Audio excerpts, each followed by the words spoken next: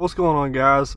I just wanted to bring this to your attention. If you're thinking about upgrading the stereo in your 4th gen 4Runner, this one did come with the JBL system. The issue that I had was I went and purchased this. This is the 70-8113.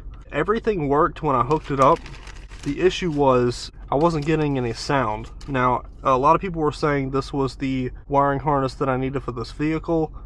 I even purchased another Apple CarPlay head unit, and that one did not have these, and I thought that was like a requirement, so I ended up taking that stereo back and I got this one instead, and I got everything hooked up. All the wiring went together.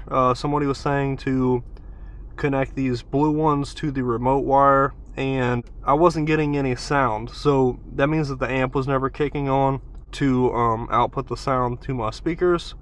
So I called Crutchfield. You know, they're the biggest name in audio equipment.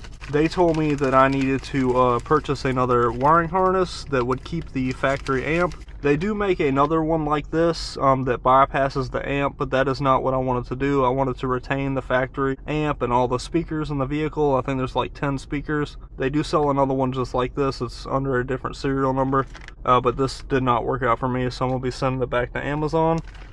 And this is the one that they said that I needed. When I called Crutchfield, they said it was TYTO-01.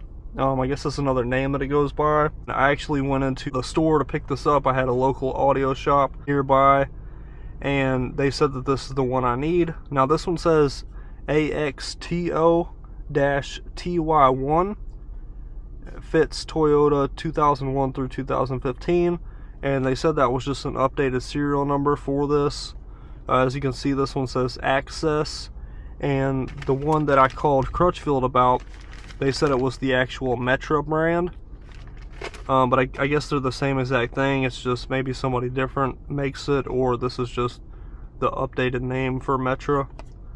But I installed this. This one comes with like a square block that you plug two harnesses into. One goes into the head unit, and then the other one goes into your car's wiring harnesses. This one did work. I'll leave a link in the description where you can pick this one up. I just wanted to save you guys some trouble. If you're looking into upgrading your stereo, this was a complete nightmare. Like I said, I spent all that time hooking up this wiring harness, and it did not work. Price difference.